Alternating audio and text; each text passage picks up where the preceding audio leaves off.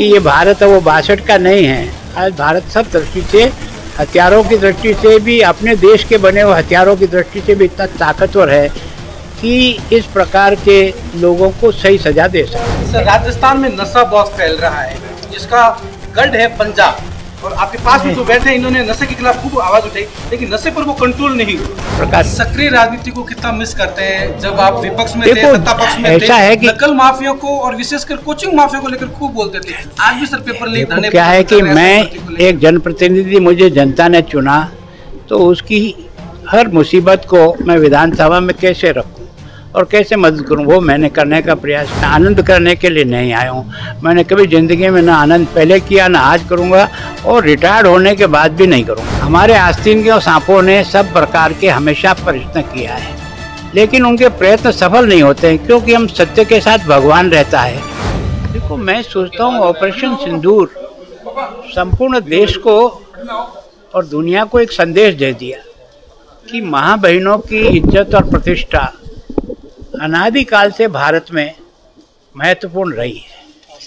हमारे यहाँ जो है ना, अगर लंका जलाई गई तो भी सीता की रक्षा के लिए थे।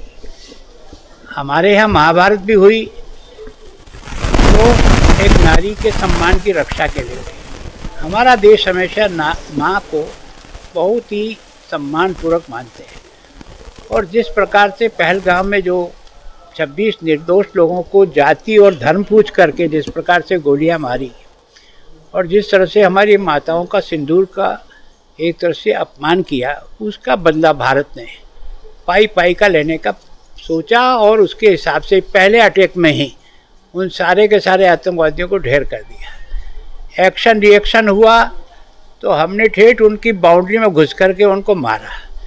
पहली बार उनको पता लगा कि भारत वो भारत नहीं है जो 62 का है। अब ये भारत नरेंद्र मोदी और राजनाथ सिंह जी की निर्णय का भारत है, और भारत की सेना तो हमेशा ही बहादुर थी।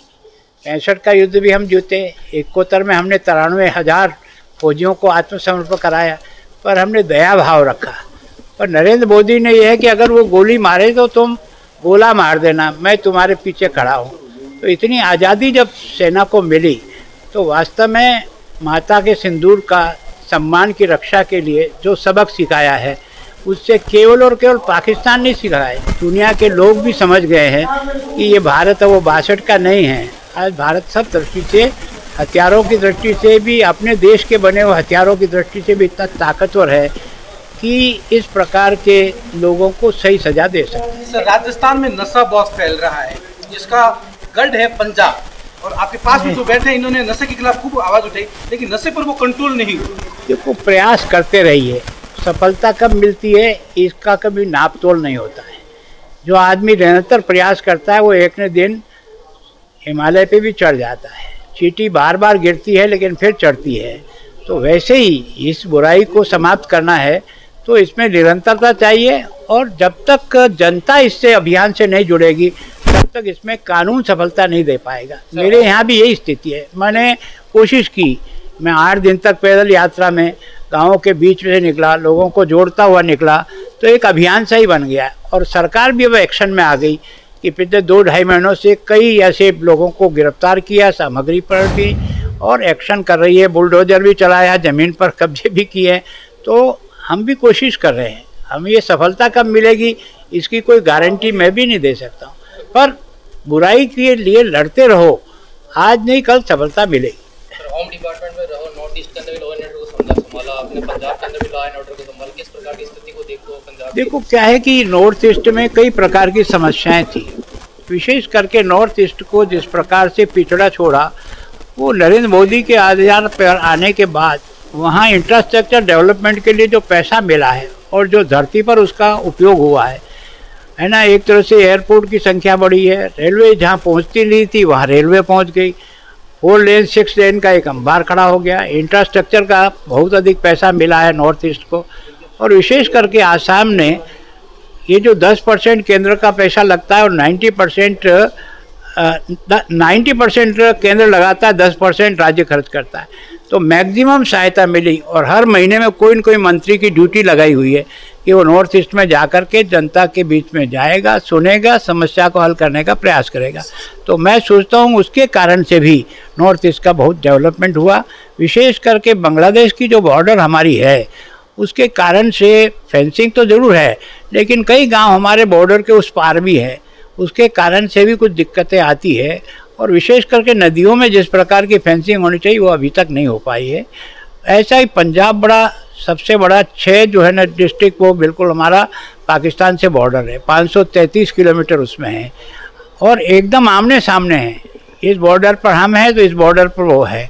ऐसी जगह पर कई प्रकार की समस्याएं रहती है, लेकिन हमारी बीएसएफ ने, हमारी आर्मी ने, हमारी पुलिस ने और लोकल जनता का सबसे बड़ा योगदान था कि वास्तव में पुलिस को एक तरह से सब प्रकार के सहायता में खड़े रहे। कोई गांव खाली नहीं हुआ, केवल और केवल बच्चे और महिलाओं को भेज दिया होगा, बाकी सारे लोग वहीं डटे रहे। और उन्होंने कहा था कि हम ये छोड़ेंगे नहीं, हम आपके साथ के साथ खड़े रहेंगे। और सेना को जिस प्रकार से उन्होंने खाने पीने की सामग्री के लेकर जिस प्रकार का सहयोग किया, उससे सेना का भी मोरल बढ़ा और हमारे हथियार भी इस प्रकार के अब हमारी सेना के पास आ गए कि सारे के सारे ड्रोन जो है ना वो हवा में उड़ा के फेंक दिए।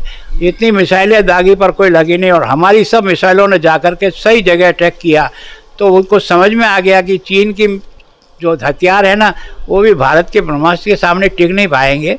और हमने जो जिस प्रकार का अटैक हुआ, ये तो न्यूक्लियर को थोड़ा सा बच गया था, बाकी तो सारी दुनिया जो लहरा गई ना वो इस कारण से कि जिस प्रकार का अटैक भारत ने बेचूक किया, वो वास्तव में एक तरह से दुनिया को भी एक सिखाने के लिए और दुनिया के इस जो बम बनाए हुए ना उनको भी बचाना मानवता के लिए जरूरी हो गए थे। चारों तरफ से इस प्रकार सक्रिय राजनीति को कितना मिस करते हैं जब आप विपक्ष में थे, सत्ता पक्ष में ऐसा थे, है कि नकल माफिया को और विशेषकर कोचिंग माफिया को लेकर खूब बोलते थे। आज भी सर पेपर लीक धरने क्या है कि मैं एक जनप्रतिनिधि, मुझे जनता ने चुना, तो उसकी हर मुसीबत को मैं विधानसभा में कैसे रखूं और कैसे मदद करूं, वो मैंने करने का प्रयास किया। यहाँ मुझे एक प्रशासनिक पद पे भेजा है तो मैं उसको भी मेरे अधिकारों से सीमित रहते हुए मैं जनता की सेवा करने के लिए राजनीति में और महामहिम के पद पे आया हूँ। मैं आनंद करने के लिए नहीं आया हूँ। मैंने कभी ज़िंदगी में ना आनंद पहले किया ना आज करूँगा और रिटायर्ड होने के बाद भी नहीं करूँगा। सर विपक्ष कह रहा है कि प्रधानमंत्री जी जो है डैमेज क्लियर कर रहे हैं। क्या है कि इस देश का दुर्भाग्य है, ये इस देश का दुर्भाग्य है। प्रारंभ से आज तक हमारे आस्तीन के सांपों ने सब प्रकार के हमेशा प्रयत्न किया है, लेकिन उनके प्रयत्न सफल नहीं होते हैं क्योंकि हम सत्य के साथ भगवान रहता है। हमारी सफलता में ईश्वर का वरदान और ईश्वर का सहयोग भी बहुत मदद करता है। इसलिए हम अजय इसलिए हैं कि हम सत्य के लिए लड़ते हैं, है ना, महिला की सम्मान के लिए लड़ते हैं, तो उसके कारण से प्रभु भी मदद करता है। चलिए, थैंक यू।